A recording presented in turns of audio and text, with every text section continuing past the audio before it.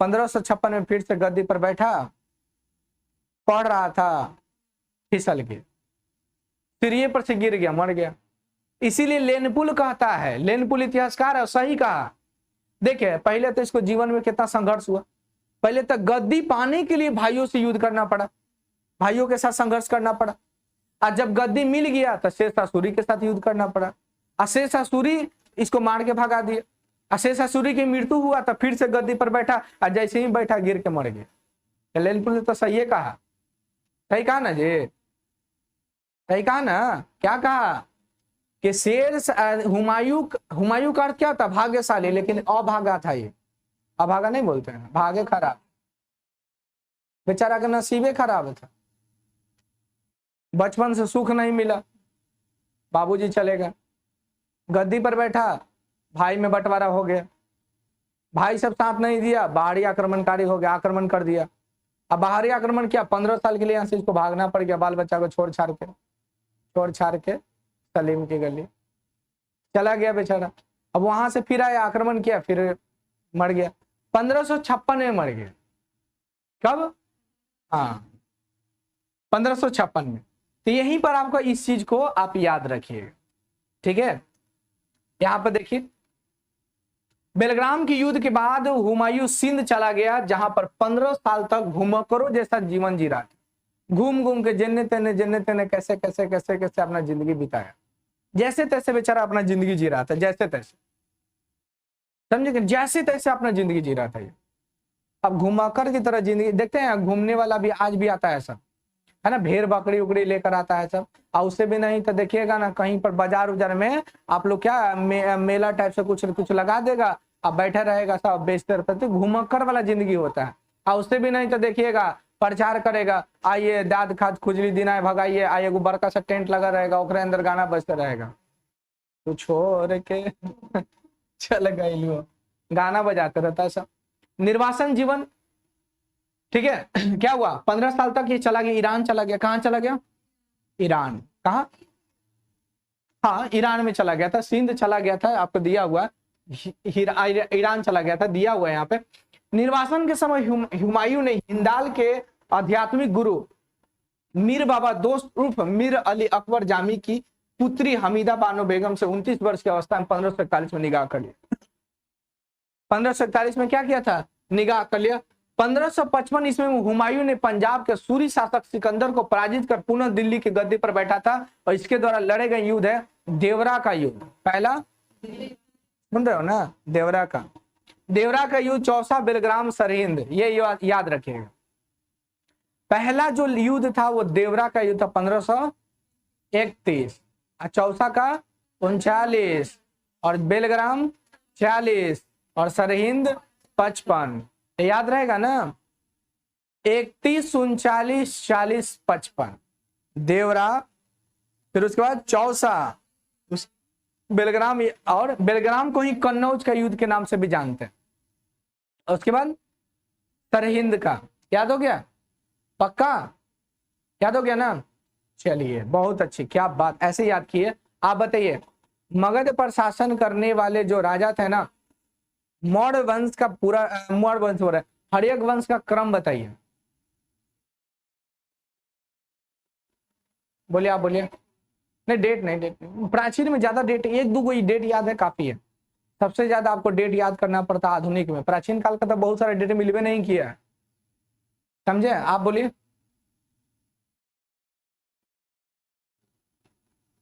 बोलो ना, नहीं मालूम है, बोलो कि नहीं याद है, मालूम नहीं है, मारेंगे ना तुमको।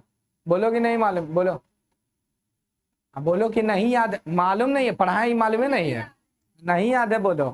हाँ मछली खा के सब पगला गया है। पानी बाद में पीना, पहले बताओ। हुमायूं द्वारा लड़ा गया देवरा का युद्ध, ये युद्ध कब लड़ा गया था? बोलो, बोलने दो उसको, बोलो। देवरा का युद्ध कब लड़ा गया था? 1500, हाँ क्या लिखा हुआ है बोर्ड पे, लिखा हुआ करे कि नहीं मालूम है? 1531 में हमीदा, चलिए याद रखिएगा। तो देवरा का युद्ध कब? 1531। सरहिंद का युद्ध 1555।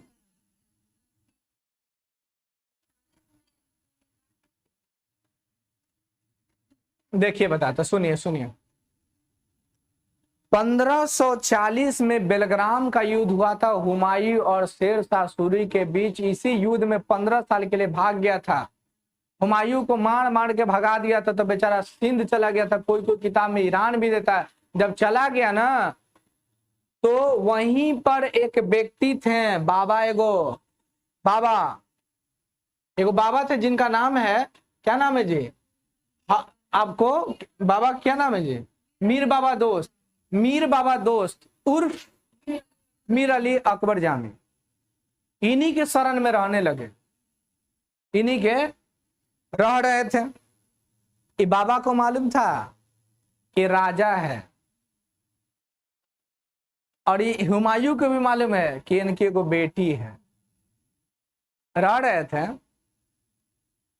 बेचारा रह रहा था अकेला। तो बाबा बोले कि क्या इधर उधर भटक रहे। बाबा को तो मालूम था, पहले के लोग को मालूम नहीं था जी। पहले को मालूम रहता था क्या होने वाला। इसको मालूम था कि तो एक दिन तो मतलब राजा तो बनेगा ही। एक दिन कहा कि बाबा कहें कि विवाह कर लीजिए आप। तो बोले कि कैसे विवाह होगा भाई? हमीदा बानो बेगम को दिखाया गया, कहा कि आप इसी से शादी कर लीजिए। इनके पास कोई चारा ही नहीं। भारत आते तो मार देता। शेर शाह सूरी पहले ही से बैठल था कि जा रहा था, हम तुमको बताते हैं। और वहां पे शादी कर लिए। तो शादी कर लिए 1541 में, मतलब 1541 में शादी इनका हो गया।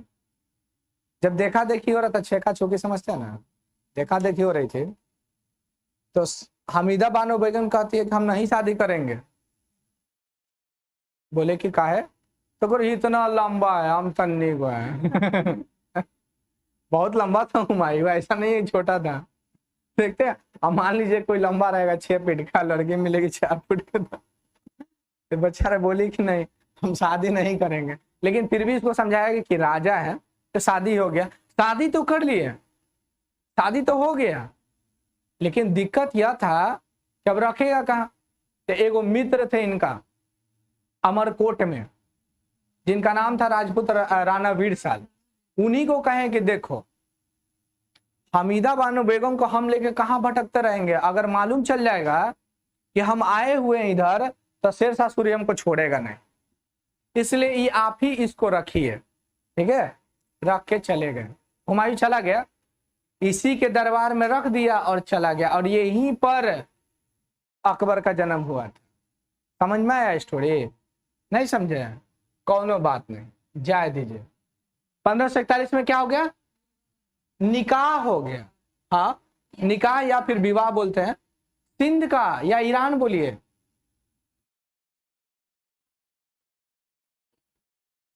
अभी ना समझा है? अरे इसका मित्र जहां था वही ना, बेचारा एगो मित्र था तो उसी के पास रख के चला गया। समझे? एक एग्जाम्पल समझिए। आप अपने घर से आ रही हैं और आप कुर्जी मोड़ पहुंचे, आप सामान बहुत ज्यादा लिए हुए, अचानक याद पड़ा कि ले एगो दुकान में मेरा मोबाइल था वहीं पर छूट गया, या फिर कोई भी सामान छूट गया जो इंपॉर्टेंट। आपका सामान ले ढोले चलिएगा कि कहीं रख दीजिएगा? तो कहाँ रखिएगा? छोड़ के चलिएगा? तो मालूम चलेगा कोई दोस्त उस है कुर्जी में, उसी के पास रख देंगे। वही हाल है यहाँ पे भी। ये बेचारा चला गया 1540 में, लेकिन सिंध जब पहुंचा ना, तो वहां पर ये 1541 में हमीदा बानो बेगम से विवाह कर लिया था। और फिर राणा वीरसाल के महल में रख कर तब यहाँ से फिर से भाग गया था। समझ में आया? आएगा नहीं? नहीं आएगा तो फिर आक्रमण कैसे करेगा जी? साफा हुमायूं पर करेक्टर पे दाग लगे बेचारा आया नहीं तो हुआ कैसे? हुमायूं के बारे में इतिहासकार देखो यहाँ कहता है, गजब। देखिए, लेनपुल कहता है हुमायूं गिरते पड़ते इस जीवन से मुक्त हो गया, ठीक उसी तरह जिस तरह तमाम जिंदगी वह गिरते फिरते चला गया, गिरते पड़ते चला गया। सही बात नहीं है? देख रहे हैं, बेचारा शादी किया, रख दिया किसी और के घरे, है कि नहीं? राजा बना, मार के भगा दिया सब। बचपन से गद्दी संभालने के लिए बैठा तो बंटवारा हो गया। तो क्या है? देखिए, तो ऐसे ऐसे जिंदगी में जिंदगी कोई ऐसा जिंदगी में राजा महाराजा का जीवन ऐसो में धनानंद। क्या? मुझे पीने का शौक नहीं, लेकिन पिलाती है जबरदस्ती। धनानंद के साथ देखता था बेचारा, उसको कोई मतलब मुबारक खा, मुबारक खा, चिंदे ना मुबारक खा को नहीं जानते हैं? मध्यकालीन भारत का एक ऐसा यूनिक राजा था जो अपने दरबार में बिना कपड़े के चलाता था। यूनिक राजा था। हुमायूं ज्योतिष में विश्वास करता था, इसीलिए 7 दिन 7 रंग के कपड़ा पहनता था। हुमायूं को 7 दिन का ई कपड़ा पहनता था, 7 दिन का। इसको क्या था? इसको ज्योतिषी में विश्वास था, याद रखिएगा। चलिए शेषासुरी के बारे में समझते हैं। शेषासुरी के बारे में थोड़ा सा समझते हैं। शेषासुरी को यहां देखिए। शेषासुरी का जन्म 1472 में होशियारपुर में हुआ था, या बजवाड़ा पंजाब में पड़ता है। शेषासुरी का बचपन का नाम फरीद था और इसके पिता का नाम हसन था। ठीक है। शेषासुरी के बारे में यहां पढ़ रहे हैं, यहां देखिए, ध्यान से देखिए। 1540 से 1545 में 1540 में गद्दी पर बैठा था बेलग्राम युद्ध के बाद। बेलग्राम या कन्नौज के युद्ध 1540 में शेषासुरी और किसके बीच हुआ था? हुमायूं के बीच हुआ था, जिसमें कौन पराजित हो गया था? हुमायूं ना। तो बताइए गद्दी पर कौन बैठेगा? शेषासुरी। तो शेषासुरी बैठा ना 1540 में। अफगान का प्रथम सत्ता के संस्थापक किसे माना गया है? बोलिए बोलिए बोलिए, बोलो ना। तो यहां बैठना, तो कल से ये चट चट मारेंगे ना तब समझ में आएगा। ठीक है, हम वहीं आके पढ़ाएंगे। बताओ पहली अफगान सत्ता के संस्थापक कौन थे? हाँ सही है। देखो यहाँ लगभग जवाब आ गया। देखा वहां गए तो जवाब आ गया, यहाँ से आवाजें नहीं आ रहा था। लोदी, बहलोल लोदी। और दूसरा कौन है? शेषासुरी। तो क्वेश्चन पूछा जाएगा, बताइए पहली अफगान सत्ता के संस्थापक कौन थे? बहलोल लोदी या लोदी। और दूसरा शेषासुरी। शेषासुरी का जन्म कब हुआ था? 1400 कहां पे हुआ था? बजवाड़ा, वर्तमान में होशियारपुर। और ये कहां पड़ता है? पंजाब में। कोई दिक्कत? इसका बचपन का नाम फरीद था, सूर्यवंश से संबंधित था। क्वेश्चन पूछेगा शेषासुरी का बचपन का नाम। कोई दिक्कत? शेषासुरी का बचपन का नाम फरीद का, पिता का नाम हसन का। ये दोनों नौकर का काम करता था। कहाँ? बिहार के बाहर खा लोहानी के दरबार में। दोनों बाप बेटा। ये तो कहिए कि एक आधू को किस्मत बहुत अच्छा होता है, एक आधू का बहुत किस्मत अच्छा होता है, अब मालूम ही नहीं चलेगा। किसी किसी को देखते हैं सोना का चम्मच लेकर पैदा होता है। जैसे अंबानी के घर में कोई पैदा होगा था, हमने जैसे 2 मिनट वाला खाएगा जी मैगी, वो कहेगा पापा पापा हम इटली में मैगी खाए जाएंगे। हमने सब कहेंगे तो कहीं इटली में जाओगे, ये लो 40 नंबर वाला। 40 नंबर का चप्पल थोड़ी होता है, ये 8-9 नंबर का था। सूर्यवंश से संबंधित था। किस वंश से? सूर्यवंश से संबंधित था। पिता का नाम हसन खां। कहाँ के जमींदार थे? जौनपुर के। ठीक है, याद रखिएगा। फरीद खां, देखिए आपको कल भी बताए थे कि फरीद खां को शेर खां की उपाधि बहार खां लोहानी दिए थे। बिहार में बहार खां लोहानी का शासन था। अब एक ही इसको बचाने के क्रम में क्या हुआ? एक ही तलवार के वार से फरीद खां ने क्या किया? शेर को मार दिया एक ही बार में, पूरी तरह से आधा दाग कर दिया, सर धड़ चलक कर दिया, जिसके कारण से बहार खां लोहानी खुश होकर क्या बोल दिया? शेर खां। आज जब गद्दी पर बैठा तब शेषासुरी की उपाधि धारण किया। शेषासुरी बहुत अच्छा राजा था, लेकिन क्या कहिएगा, बिहार में कुछ ना कुछ घटना होबे करता है। हर बाराती जाता तो उसको ऑर्केस्ट्रा चाहिए।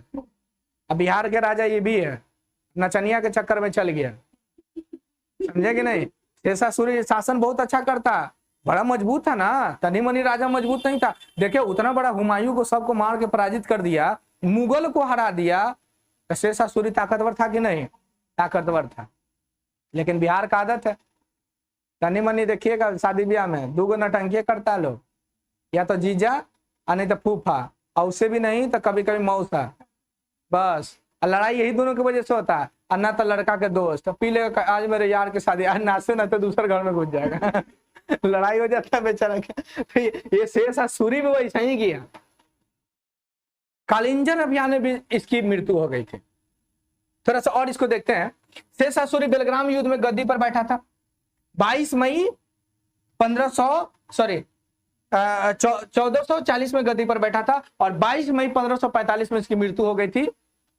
कालिंजर के किला के जीतने के क्रम में कालिंजर के राजा से ये बोला कि देखो, जो तुम डांसर रखे हो, डांस करने वाली जो रखे ना, वो हमको दे दो। अच्छा लग रहा था इसको, अच्छा लगा तब ना राजा होकर बोल दिया जी हमरा चाहिए। तो बोला कि ठीक है ये हमको दे दो। वो कहता है क्या, पागल उगल है का, कि हमारे दरबार की शोभा बढ़ाती है, हम तुमको दे देंगे। अब दोनों में क्या होगा, युद्ध होगा। तो बोला कि देखो हम बिहारी हैं। तो बोला ठीक है तो का युद्ध करो। जीत गया था बेचारा, ठीक ना। कालिंजर किला के अभियान में कालिंजर के राजा कीरत सिंह को पराजित किया था, जीत गया था।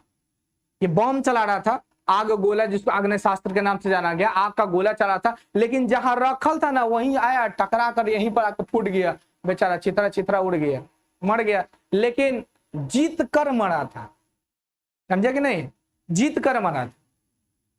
कचरा था, देखें जीत कर मरा है। पूछा लास्ट में जाते समय जीते कि हारे तो कहता है, एक सैनिक कहता सरदार जीत गए, चल गया। सरदार नहीं रहे हमारे। 1545 में क्या हुआ, इसकी मृत्यु हो गया था। 22 मई 1545 को आग्नेय शास्त्र यानी आग का गोला वाला जो शास्त्र होता है, बारूद होता है, वही चला रहा था। किला के दुर्ग से टकराया, टकराने के बाद क्या हुआ, जहां पर बहुत सारा बारूद रखा था वहीं पर आया, गिर के फट गया, ये भी फट गया। कालिंजर के शासक कौन थे, कीरत सिंह। मर गया, तो मर गया तो क्या किया, तो सासाराम में गया, लोग गए, ये कहां गए, तो मरिए गए। सासाराम में बीच में एगो अथी है, झील है, और झीले के बीचों बीच में इसका समाधि स्थल है, यानी सासाराम में इसका मकबरा बनवाया गया। कहाँ बनवाया गया, सासाराम में। कहाँ बनवा दिया गया, मकबरा इसका कहाँ है, सासाराम में। तो क्वेश्चन पूछा जाएगा कि बताइए कि शेषासुरी का जन्म कब हुआ था, नींद है, बोलिए शेषासुरी का जन्म कब हुआ था, 1472 में। कहाँ पे, होशियारपुर। होशियार था तो होशियारपुर में जन्म हुआ है, समझे। या उसी को बजवाड़ा के नाम से भी जाना गया, पंजाब। कहां पर था ये, पंजाब में। इसकी मृत्यु कब हो गया, 1500। गद्दी पर कब बैठा, 72 वर्ष की अवस्था में यह बेचारा चला गया, ठीक है, याद रखिएगा यहाँ पे। और इसका मकबरा कहाँ है, क्वेश्चन पूछेगा, बताइए शेषासुरी का मकबरा कहाँ है, सासाराम। और कौन से किले, कौन से अभियान में इसकी मृत्यु हो गई, कालिंजर, कलंदर नहीं, कलंदर नहीं, कालिंजर। कालिंजर के राजा कौन था, कीरत सिंह। हार गया कि जीत गया, हार गया बेचारा, कीरत सिंह हार गया, समझे कि नहीं। हाँ, तो बिहार का एक से एक राजा ना, देखते हैं बहुत ऐश्वर्य राजा है, सब क्या जरूरत है बेचारा। इतिहास गवाह है कि लड़की का रंग सब शहीद हो जाता है। यही हाल है, इसको माना कोई कर देता तो आज नहीं होता। और शासन करता, 4 साल तक जो बैठा ही है, 1540 से 45 तक जो था, और भी ये शासन कर सकता था, लेकिन नहीं कर पाया। सासाराम में इसको क्या किया गया, इसको दफनाया गया है। 1541 में इसी ने क्या किया था, गद्दी पर बैठा, उसके बाद पाटलिपुत्रा का नाम बदलकर पटना कर दिया। पाटलिपुत्रा का नाम बदलकर पटना कर दिया, पाटलिपुत्रा का नाम बदलकर पटना कर दिया। क्या कर दिया, पटना कर दिया। क्वेश्चन पूछा जाएगा कि बताइए पाटलिपुत्रा के संस्थापक कौन थे, उदयन। उदयन के पिता का क्या नाम था, अजातशत्रु। अजातशत्रु का पिता का नाम बिंबिसार। अब बिंबिसार की कितनी पत्नियां, 3 गो, तीनों का नाम चेलना, क्षेमा और महाकौशल। वाह क्या बात है, ऐसे याद रखिए आप लोग। नंद वंश का अंतिम शासक धरानंद। सिकंदर की मृत्यु 300 बोलो 356 में, 323, 336, 326 में तो बेचारा आक्रमण किया था, 323 में चला गया था, 325 में वापस लौटा गया, 323 में चला गया था।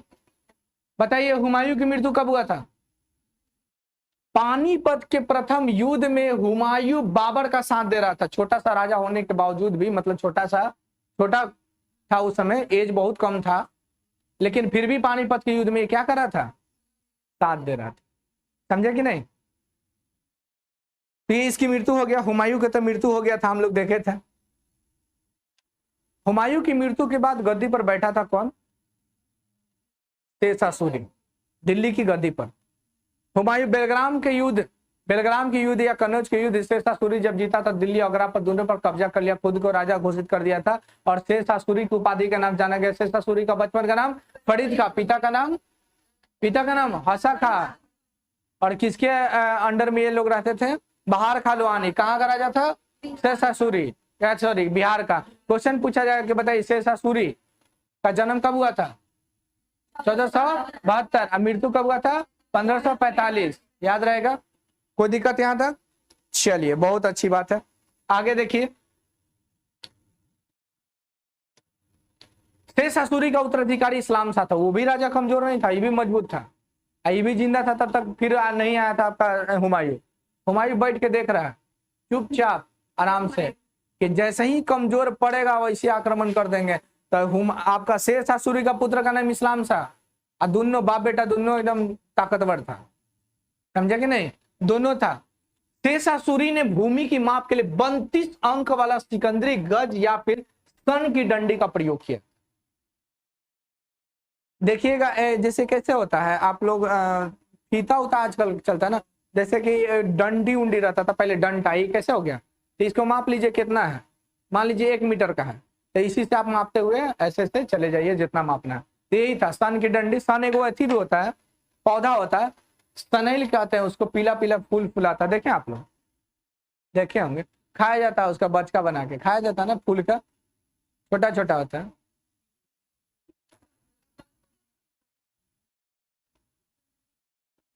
देखे होंगे, पीला पीला फुला था ना, बच के खाया जाता ना। एक प्रूव हो गया बस। ऐसे हम तो ऐसा ही बोल रहे थे, तुम तो सीरियस मान लिए। देखो सच, हम गलत थोड़ी बोल रहे थे, खाया जाता होगा आज का बचका। अरे कुत्ता बिलाई सियार जब खा सकता है लोग, तो बताइए इसका बचका नहीं खा सकता है? चलिए याद रखिएगा इसको। शेष असूरी ने 178 ग्राम चांदी के रुपये और 380 ग्राम के तांबे का दाम चलवाया था। दाम सिक्का का नाम है, लेकिन हम नहीं सब कहते हो कितना क्या हुआ, कितना दाम कितना दाम नहीं बोलते हैं, कितना दाम। तो दाम उम कुछ ना है, ये दाम सिक्के का नाम है। शेष असूरी ने रोहतासगढ़ के दुर्ग और कनौज के स्थान पर शेष असूरी नमक नगर का बसाया था। शेष असूरी ने सराय भी बसाया था। सराय, सराय समझते हैं? शेष असूरी जो व्यापारी लोग होते हैं, व्यापारी होते हैं, तो व्यापारियों मान लीजिए कि दूर जा रहा है, उसको कहीं ना कहीं रहने होने ठहरने की व्यवस्था होनी चाहिए ना। तो जगह जगह जगह जगह आपको घर टाइप से बनवा दिया गया कि कोई भी आएगा तो यहाँ रुकेगा। फिर वहां पर देखा देखी लोग गांव बसाने लगे, तो सराय बनाया गया। हाँ, मुगल सराय, बेगूसराय, ये सब क्या, ये सब इसी के नाम पर पड़ा गया, समझे कि नहीं? ये शेष असूरी पैदावार, शेष असूरी तनी मनी खतरनाक नहीं था। अलाउद्दीन खिलजी जानते ना, अलाउद्दीन खिलजी, अगर थोड़ा सा भी कोई बेईमानी करेगा तो उसका उतना मांस काट के तौल दिया जाएगा। देखे थे शेष असूरी? आप अलाउद्दीन खिलजी के बारे में पढ़े थे? अपनी चच्चा की हत्या करके गद्दी पर बैठा था। गद्दी पर कब बैठा था? क्या 1296? आंसर आया है उसका, देखे 1296, सही बोलिए, समझे? देख, तो शेष असूरी भी खतरनाक था। इसके शासन में कहा जाता था ना कि कोई जंजर बुढ़िया, जंजर मतलब समझते हैं? आज बिहान समझ, आज कल मतलब तो एक जंजर बुढ़िया अगर सोने की थैली अगर माथे पर लेकर जाएगी तो फिर भी उसको कुछ नहीं होगा, कुछ नहीं होगा। उसके शासनकाल में ये नियम था। और आज अगर कोई गला में सोना का भी पहनता है तो मालूम चलता है कि सोना तो छोड़िए, गला भी नहीं नजर आता है ना, जैसा होता है ना, गर्दन में सब काट उठ लेता है, सब छीन छान कर लेता है सब। तो उस समय इतना डर था कि अगर वो बुढ़िया मर भी जाती है तो उसको सोना का कोई हाथ नहीं लगाएगा, आपका पैसा गिर जाएगा जहां के तहीं ऐसी रह जाएगा, लेकिन कोई हाथ नहीं लगाएगा। इतना उसके प्रशासन में ताकत था, इतना डर था लोगों में कि अगर गलती से कहीं कोई देख लेगा, कंप्लेन कर देगा तो जान से मार देगा शेष असूरी। इतना खौफ पैदा किया था। और आज घर छोड़ के चलिए ना 1-2 महीना के लिए, ताला छोड़ दीजिएगा, आइएगा, सब चीज रहेगा, मालूम चलेगा कि पलक उलक, दरवाजा रवाजा, लाइट उइट सब गायब है, हड़िया बर्तन कलछुल छोलने सब गायब हो जाएगा, कुछ नहीं बचेगा, खाली दीवार बचेगा। अब वो 2-3 महीना बाद आइएगा तो वो दीवारों गायब हो जाएगा, खाली खाली जमीन आपके घर में छोड़ी हो गया। काबूलियत एवं पट्टा प्रथा की भी शुरुआत की है। काबूलियत और पट्टा प्रथा क्या होता है कोई बताइए? हम आपको बताते, देखिए कोई मान लीजिए भूमि आपके पास है, ठीक है, तो उस पर आपको शेष असूरी के द्वारा लिखा गया, तो उसको बोला गया पट्टा। जैसे आपका जमीन है, ठीक है, उस पर टैक्स, उसके पूरा विवरण लिख दिया गया और वो आपको दे दिया, तो आप कबूल कर लिए ना। तो कबूलियत प्रथा और पट्टा प्रथा की शुरुआत किसने की है? शेष असूरी। 1541 में पाटलिपुत्रा का नाम बदलकर पटना कर दिया था। गंगा और सोन की संगम पर इब्राहिम ने किसका, पाटलिपुत्रा की स्थापना कराया, जब किसका नाम बदलकर, हाँ, रुपया का जो सिक्का देखते हैं ना, इसी का देन है, समझे। ग्रैंड ट्रैंक रोड का मरम्मत भी शेष सूरी के द्वारा करवाया गया था। अब थोड़ा सा देख लीजिए, ईरानी एलिजाबेथ कहां से आ गई। चलिए यहां पर देखते हैं, अकबर की बात की है। अकबर 1556 से लेकर 1605 तक गद्दी पर रहा था, समझे कि नहीं। कब तक रहा था? 15 अक्टूबर 1542 में शेष सूरी का जन्म अमरकोट के राणा वीरसाल के महल में हुआ था। क्या अकबर का जन्म, सही तो बोल रहे हैं, अकबर पढ़े हम लोग। अकबर का जन्म 15 अक्टूबर 1542 में राणा वीरसाल के महल में हुआ था। मां का नाम हमीदा बानो बेगम और पिता का नाम हुमायूं। अकबर जब आपका 1556 में इसका जन्म हुआ था, सॉरी मृत्यु हुआ था किसका, हुमायूं का। 1556 में गद्दी पर बैठा था आपको कौन, अकबर। 1542 में जन्म हुआ था और 1556 में गद्दी पर बैठा। तो कितने साल में गद्दी पर बैठा? लगभग 12-14 साल के हो। 12-14 साल वाले लड़के को होश रहता है जी, 12-14 साल वाले लड़के का होश रहता है। इस समय तो पॉवर्टी एज स्टार्ट होता है 11 से 12। अब 14 साल के 12 साल के लड़का का होश रहता है, तब आधा पैंट बेचारा उठा उठा के पहनता है, कैसे कैसे बेचारा जीवन जीता है सब। क्या बहुत समय रोए लगता है, हमारा टॉफी चाहिए। 12-14 साल वाले को आप लोग 15 साल में एग्जाम देते हैं मैट्रिक का, तो थोड़ा समझदार हो जाते हैं। यहां पर ये भी गद्दी पर बैठा। इसकी जब पिता की मृत्यु हो गई तो किसी को नहीं बताया गया ना कि शेर हुमायूं की मृत्यु हो गई, क्योंकि अगर सबको मालूम चल जाता कि दिल्ली की गद्दी पर कोई राजा नहीं है तो सभी आक्रमण करने लगता कि नहीं, आक्रमण करता ना। खुद अकबर को 17 दिन तक नहीं पता था ना कि इसके पिताजी के देहांत हो गया। इसके पिताजी नहीं, छोटा बच्चा है। पहले उसको फटाफट क्या कर दिया गया, राजाभिषेक करवा दिया गया, राजा घोषित कर दिया गया। उसके बाद बताया गया कि तुम्हारे पिता की मृत्यु हो गई, समझे कि नहीं। नहीं तो बेचारा रोए लगता है, गद्दी पर बैठता, हालत खराब हो जाता है, हालत खराब हो जाता है कि नहीं। अकबर सोचिए ऐसे ही महान नहीं कहलाता है। अकबर महान बनने का बहुत कारण आपको बताएंगे। अकबर 15 अक्टूबर 1542 में गद्दी पर 15 अक्टूबर 1542 को इसका जन्म हो गया, है ना। इसका जन्म हो गया हमीदा बानो बेगम के गर्भ से इसका जन्म हो। 14 वर्ष के, लगभग 12 से 14 वर्ष की अवस्था में गद्दी पर बैठा, ठीक है। अब इतना छोटा था, अब इतना छोटा है, तो बताइए इसको गद्दी संभाल पाएगा? बोलिए संभाल पाएगा? आप लोग को कह दिया जाएगा कि बस आप हम लोग कहीं मतलब मदर फादर या कहीं जा रहे हैं 2-3 महीना के लिए, पूरा घर को मैनेज करके रखना पॉसिबल है? हालत खराब हो जाएगा। एक टाइम खा दूसरे टाइम का होगा, नहीं बनाएंगे हालत खराब हो जाएगा, ऊँटू करे लगेगा सब। अब बताइए 14 साल की उम्र में बेचारा गद्दी पर बैठ गया। लेकिन यही तो कहिए कि उस समय था कौन, बैरम खान। हुमायूं की जब मृत्यु, हुमायूं 1556 में जब युद्ध लड़ रहा था, तो उस समय हुमायूं का साथ बैरम खां दे रहा। बैरम खां को कहा कि कुछ भी हो जाए लेकिन तुम अकबर का साथ नहीं छोड़ना जब तक अकबर समझदार नहीं होंगे। तो बोला था कि मर जाएंगे लेकिन अकबर का कभी साथ नहीं छोड़ेंगे। अब पहले के लोग ऐसे भी होते थे, होते थे ना जी, एक बार वचन दे दिया तो वचन ही उसका शासन हो जाता है। नहीं देखते वो महिष्मति, मेरा वचन ही शासन है, महिष्मति कटप्पा मामा, है कि नहीं। तो लेकिन प्राचीन काल में ऐसा नहीं होता था, देखते थे प्राचीन काल में सेनापति बस ताकतवर हुआ, राजा कमजोर हुआ, मार दिया, गद्दी पर बैठा लिया, नया राजवंश स्थापित कर दिया। तो बैरम का बहुत समझदार था, कटप्पा मामा की तरह, चाहे जो हो जाए बाहुबली को कुछ नहीं होगा। अब महेंद्र बाहुबली का बोले हैं, समझे। इस प्रकार से ये भी था, बैरम का संरक्षण दे रहा था। किसका? 1556 में जैसे ही पता चला लोगों को, राजाओं को, कि दिल्ली का गद्दी खाली हो गया है, वहां पर एक छोटा सा बच्चा राज कर रहा है, फटाक सना हेमचंद्र आक्रमण कर दिया।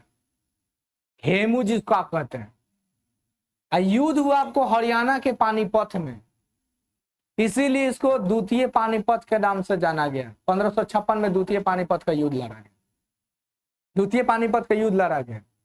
अब इतनी को राजा और उतनी सैनिकों का सामना करना बड़ा मुश्किल है। वो तो कहिए बैरम खा तो युद्ध को जितवा दिया, हेमू को पकड़ लिया, थरथरा रहा था, हाथ कांप रहा था अकबर का, हम कैसे मारेंगे, हम तो आज तक ले चूहा को भी नहीं मारे हैं, जबकि घर में बहुत परेशान करता है कि नहीं।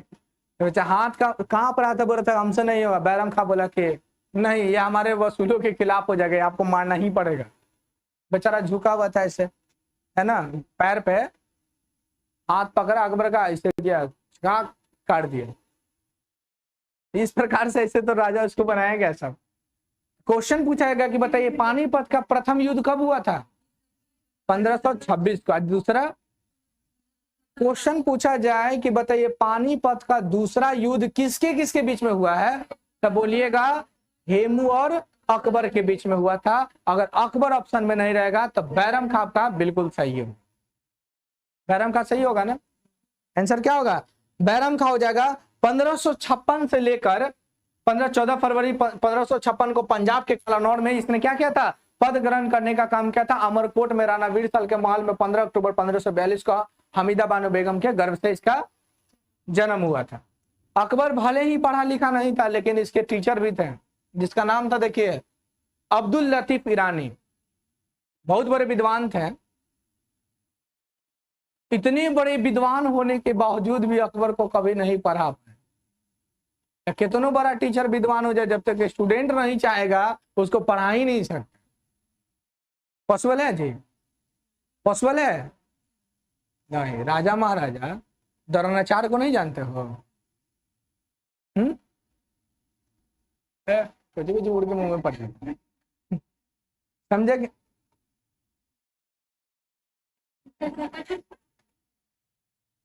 डिजाइन है, डिजाइन है, डिजाइन है, डिजाइन।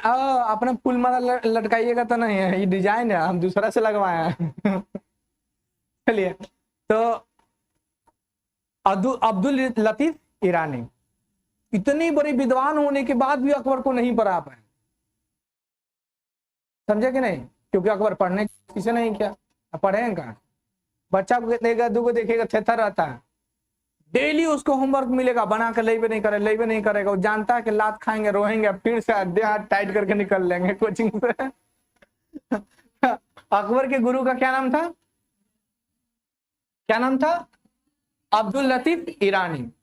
वह जलालुद्दीन मोहम्मद अकबर बादशाही गाजी की उपाधि धारण करके गद्दी पर बैठा था। क्या नाम था? जलालुद्दीन मोहम्मद अकबर बादशाह गाजी। अब नाम इतना बड़ा था। जलालुद्दीन मोहम्मद अकबर बादशाह गाजी, याद रखिएगा, इकाई को याद रखिएगा। जलालुद्दीन मोहम्मद अकबर बादशाह गाजी, ऐसे अपन अपन याद रखिएगा। और जब बोले जाए अकबर तो 4 आ जाइएगा। उपाधि धारण करके बैठा था। बैरम का 1556 से लेकर 1560 तक अकबर का संरक्षण कर रहा था। और जबकि जिंदगी भर साथ देने की बात हुमायूं से बैरम खां ने किया था, लेकिन कुछ औरतों की वजह से बैरम खां को साथ छोड़ना पड़ गया था अकबर का। अरे महाभारत जब औरत से हो गया तो ये अकबर और बैरम खां का है क्या? आप लोग नहीं, आप लोग तो देवी हैं। चलिए, बैरम खां, ये बैरम खां छोटा था, बहुत छोटा था। इस कारण से यह ना अपने मतलब माँ थी इसकी, और भी बहुत सारे लोग थे जो वही लोग शासन करते थे। 1560 से लेकर 1562, जिसको हॉरम दल के नाम से जाना गया। स्त्रियों का संगठन था ये हॉरम दल। हॉरम दल स्त्रियों का संगठन था। नींद आएगा तब बोलिएगा, नींद आएगा जिसको जिसको बोलिएगा। नींद आ रहा है क्लास में? नींद नहीं आ रहा? आ रहा है क्या? नींद कैसे आ सकता है, पॉसिबल नहीं कि नींद आए। तो स्त्रियों के मतलब स्त्रियां शासन करती थी, इसलिए बैरम खां के खिलाफ ना अकबर को हमेशा भड़काते रहती थी, क्योंकि ये लोग जानती थी कि अगर हम अकबर को, बैरम खां को यदि हम हटा देंगे, यदि हम बैरम खां को हटा देंगे तो अकबर को हटाना मुश्किल है क्या, सन्नी को तो हिले था, है कि नहीं। लेकिन अकबर के चलते, सॉरी बैरम खां के वजह से अकबर बचा हुआ था। नहीं देखे थे वो कटप्पा की वजह से बाहुबली वो बचल था, वो एगो छोटका बचवा उसको रक्षा कर रहा था, पता नहीं चलता बाहुबली 1 में है कि 2 में है। 2 में है ना, हाँ दोनों फिल्म का जरूरत है, एगो बनाता तो नहीं होता। अब बताइए 4 गो फिल्म बनाएगा, खेसारी 1, खेसारी 2, खेसारी 4, इतना फिल्म बनाता है सब। तो इसने क्या किया कि हरम दल के मतलब बातों को मानता था, जिसके कारण से अकबर और बैरम खां के बीच मतभेद हो गया। अब दोनों के बीच में जब मतभेद हो गया ना, तो अकबर के खिलाफ बैरम खां के खिलाफ इतनी भड़का दिया इसको कि लास्ट में बैरम खां को 2 ऑप्शन दिया गया, या तो आप हज पे चले जाइए और नहीं तो किसी दूर राजवंश में जाकर शासन कीजिए। बैरम खां को बुरा लग गया, इसके मरते हुए बाप से कसम खाया था, वादा किया था कि हम मर जाएंगे लेकिन अकबर का कभी साथ नहीं छोड़ेंगे। और अकबर खुद जब कह रहा था इसको जाना पड़ेगा कि नहीं, अकबर कहा कि देखिए ऐसे भी तो हम बुढ़ा ही गए, शासन क्या करेंगे, चलते हैं हज पे। हज पे जा ही रहा था कि बेचारा को गुजरात में मार दिया, चाकू मार दिया, सब मर गया। और जब मर गया ना तब अफसोस हुआ अकबर को, तब मालूम चला कि सब किया कर्म जो है ना वो सब यहाँ की औरतों की वजह से हुआ। अब बैरम खां को खो दिया, इसीलिए सब को तूड़ ताड़ दिया और फिर क्या किया, खुद शासन करने लगा। तो शासन जब किया तो बहुत सारा काम किया है, जैसे याद रखिएगा अकबर द्वारा जीते गए प्रदेश जो है मालवा का है, जहाँ के शासक बाज बहादुर था 1561 में, ये सब पराजित करने का काम किया था। ये सब आपको शासन कर अपने अंदर कब्जा किया है, ये आपको याद रखिएगा इसको। दक्षिण भारत में ये सब कब्जा किया हुआ क्षेत्र है, ठीक है। खत्म हो गया क्या नहीं?